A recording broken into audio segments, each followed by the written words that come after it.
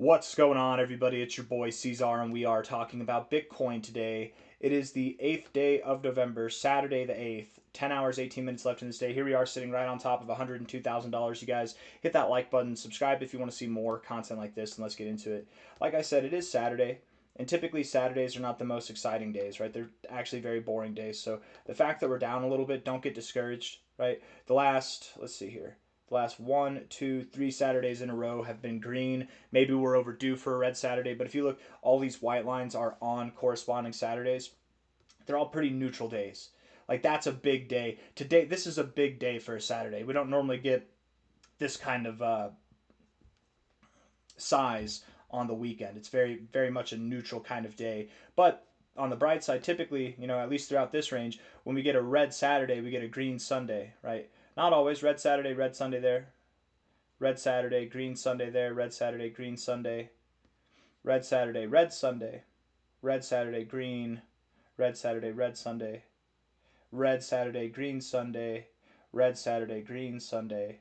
Typically whenever you get a red Saturday, you do get a green Sunday. That doesn't mean that you have to get a green Sunday here, but I'm more just showing this to show that, if you look at all these white lines and the corresponding days with them, they're very neutral days. So the fact that we're here, the fact that we're at 102K and we're moving down, we're down 1% on the day, I doubt we move too much lower if we are to move down at all, is all I'm seeing there, right? Zooming in on the 1 hour time frame, looking at this here, let's take the overall fib here from this range from the low to the high. Bounced off the 886, came up to the 069, right to the T, and now back at the 0.5. It's kind of odd, but you are showing positive structure, right? You've got a little bit of a higher high, higher low setup here. I like that you're finding support at the 0.5. Bitcoin actually does really like its 0.5, at least these days. The RSI, it's a bit neutral. I suppose you're more bullishly postured than bearishly postured now, but overall neutral, sure. You're bouncing off the 40, which is nice. That could promote some growth. We got about 16 minutes left in this hour. You were red and you're coming back up. I think that we found our low for the day. But again, don't get too excited. It's Saturday. Like, what are we probably going to do? If you've looked back at any of these Saturdays, like I showed you in the beginning, we're probably going to close the day like this, where it's neutral. Just like so we'll come back up. Maybe we close red, maybe we close green, but it's not going to be an exciting day. Don't expect too much over the next 10 hours here, right?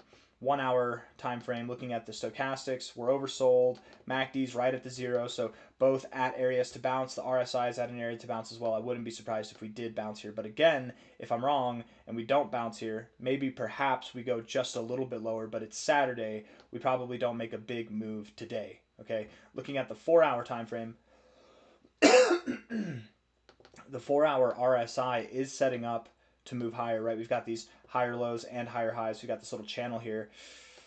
This kind of disagrees with my thoughts on the 1 hour time frame, because if this is a channel, then we're more likely to persist lower over the coming hours, and this is on a 4 hour time frame, so that would imply that perhaps the next 2 hours for this 4 hour candle, and maybe even the next 4 hours after that. So over the next 6 hours, we could drop, bring this RSI down to the lower ends of this range, and then bounce again. But again, even if we move down here in the RSI, it's not going to promote that much decay in the price, and then we likely do get a bounce by the end of the day. Going into the finish, we could be exactly here, even if we do go lower. Exactly at 102K by the end of the day, even if we do go lower, but I'm not completely convinced of that. The RSI, even though it does look like it's kind of in a channel here, and the implied thought would be that we return to the base of the channel, I don't think we need to. We're kind of in this sideways range. We could be breaking out to the upside at any moment. We don't need to return down here. Just because it would look symmetrical with our lows doesn't mean that we have to do that. Just to be clear, right? It's like here you broke out of your trend, but you were still overall technically in a downtrend, right? Like, we don't have to go down here to be in this uptrend still. We can still bounce around here. I don't know if that's a good example, but that's just my thoughts right there. Looking at the stochastics, we're bouncing off the 50. I think that looks good in itself. If this 4 hour time frame can close green, then we likely do continue higher. If it closes red, well, then maybe we do pull back a little bit, but I highly doubt that we go below 101K, or if we do go below 101K, too much below it. I doubt we go too much below it there. Again, very neutral day anticipated today. The MACD is building bullish momentum. I suppose right now we're decaying, we're actually converging instead of diverging, but overall I like the MACD. I think that it is, it's bearish anytime your oscillators are below the zero, but you're bullish whenever you're doing this kind of stuff where you're like bouncing, the oscillators are touching each other and then bouncing like that, right? Kind of like this is bearish here whenever you're bouncing off or you're getting close and then bouncing, you're contracting and then expanding. That typically promotes the idea that you're in a trend whenever you do that kind of behavior, but this trend is suggestive to the upside, so that's a good look there. The 4-hour RSI, or sorry, the 4-hour stochastics and the MACD both suggest that we go higher. The RSI doesn't necessarily suggest that we could go lower. It's just, again, if you're looking at it in that symmetrical kind of lineup, it might make sense to go lower. But still, I think two positive looking indicators to one that is also positive looking just with the prospects of going lower, I would stick with the idea that we do move higher. But again, if we move lower, it won't be by much. If we move lower, we'll bounce back probably by the end of the day, if not even tomorrow, right? Typically, red Saturdays do come with green Sundays, actually. Not always, but typically. It's like 60 or 70% of the time, at least since July. Anyways, looking at the daily time frame here, the RSI is at the same exact area here that we've been, a little bit lower, granted, but in the same area that we've been, right here around the oversold zone since March, every single time that we've bounced. Every single time that we've gone above the 50, even above the 60 to the overbought zone, whatever, we've bounced from this zone since March, and we're bouncing now. So the fact that it's the weekend, it's a red day, we're consolidating down here, we're not worried about it too much. There is some bullish divergence on the MACD where we have higher lows in our histogram right here with lower lows in the price. We haven't seen that move come into play yet, right? So we would likely move up from here. That's my thoughts on this consolidation range. This MACD really gives me faith that we will move up from here. The stochastics also have a little bit of bullish divergence. To be fair, the RSI does too, but we've already made that play. I don't think that we're going to move lower. Or if we do, should I say, we probably get some kind of like fake out low. It's okay if we do see lower lows. I want to be clear, right? Not financial advice, not a financial advisor. I'm not expecting that we see lower lows than these lows here. But if we do, it's okay. It's fine. So long as it's an insignificant low, so long as 94K holds really. I think that's the level. Or maybe it's like 95K needs to hold. Let's just say 95K. 95K needs to hold. As long as that happens, and especially if we can get like a quick reaction, it's like some kind of wick down and then we react back up, that's okay. I'm not worried about it at all, right? I would equate that to like this here. Is it a problem that we took out this low? No, because we barely went lower and we reacted very positively immediately afterwards, right? That wasn't a bad thing. That was actually a good reversal moment there, faking people out. So I'm not calling for that. Again, I'm not calling for us to go lower than these lows. I'm just saying if it happens, don't get depressed, okay? Daily time frame, these indicators look reset. They look ready to go to the upside. We're just waiting on the breakout. It's the weekend. It's not going to happen now. Maybe it happens tomorrow, Sunday, in the second half of the day. Maybe it happens on Monday. If we're looking at the weekly time frame here, the RSI, if we close here, we got 1 day and 11 hours left. If we close here or lower, we are actually very, very near the same areas that we found support really throughout this whole cycle, right? We found support right here. We found support just below this line. We found support just below this line right there, and we're basically just above it right here. If we were to close this week here, we're very, very near this area, the same exact area that every single time we've been here has promoted a low in the price, right? Right there, right there, right there. Oops, come on. We zoom out, we look in, right? Each of those times. This wasn't the low, but that was your kind of first drive in there, and you were very near the low, right? Again, you had a little stab down.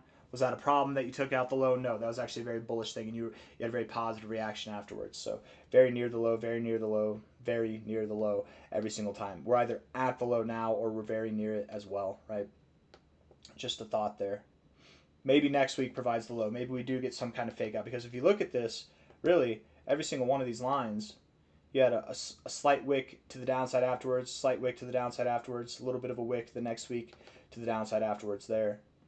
It's possible. I'm just saying. And we are a little bit above this line. We could see slightly lower lows next week, so it's nothing to be afraid of if we do. It would be something to be afraid of if we broke this structure, though. If we break out of our megaphone pattern, that's something to worry about, right? We don't want to break out of that to the downside. Fortunately enough for us, oops, that's not what I meant to do. That won't happen unless we break below. Oh, it is 90. Okay, it's a little bit above 95K. Hold on, let me just make sure. Let's get it right up against the grain there. 95.6. And then as the days go on, it gets lower. So yeah, hopefully we don't break below. Let's just say 96K. We don't want to go that low. Anyways, I think Bitcoin's fine. I think we're just waiting. It's going to be a boring day today. So go to sleep, wake up tomorrow, and then maybe we'll make some movements. We are expecting that this megaphone pattern breaks out to the upside overall. And that measure move should take us to about $155,000. If not by the end of the year, then sometime in early December, maybe late November this month. It's completely possible. It's a very viable possibility that we could be at 150K or thereabouts by the end of November. It is the 8th now. I'm aware that that's a very short time away. But when Bitcoin's making its stride, whenever it is doing its breakout phases, whenever it's actually making moves higher, we do see the pace pick up, and it's a pretty good pace. And actually, I want to look here. Hold on. Just here, for example, from a low to a high in 3 weeks' time, because 3 weeks from now it'll be the end of the month, right? If we were to do this exact same move in 3 weeks, we'd be at 152K, and it would be, if we started next week even, it would be the end of November. It'd literally be the last week of November that we're there. So it can happen. We've seen that kind of growth before, and typically as cycles progress, we actually get stronger moves, not weaker moves. So when I say we could be at 150K by the end of the month, we could be at 160. No, you don't know. Nobody knows. It could happen at a very fast pace, but I do assume 150, 180 will probably be around 180 to 190 by the end of the year, 150 to 160 by the end of November, if not early December. That'd be my expectation. But here we are now at about 102K. Boring Saturday shenanigans. Waiting for Sunday, waiting for the new week to start. I got nothing else for you guys. Hit the like button, subscribe. Thank you all for being here. I'm actually kind of hoping that the week closes a little bit lower, because the closer we close to this 40, I think the better. We've still got a day and 10 hours left in this week. If we come back up tomorrow, it's not that it would look bad. I don't care. I don't think we need to find support here. It would just look nice, because that's exactly what we did every other time this cycle that we have found support at a significant consolidation phase. So, and even in the bear market, we did the same thing. Even last cycle, we found support in this area. But I got nothing else for you guys. I hope you enjoyed the video. If you did, hit the like button, subscribe. Thank you all for being here. I'll see you on the next one. Okay, take care of yourselves. Bye bye.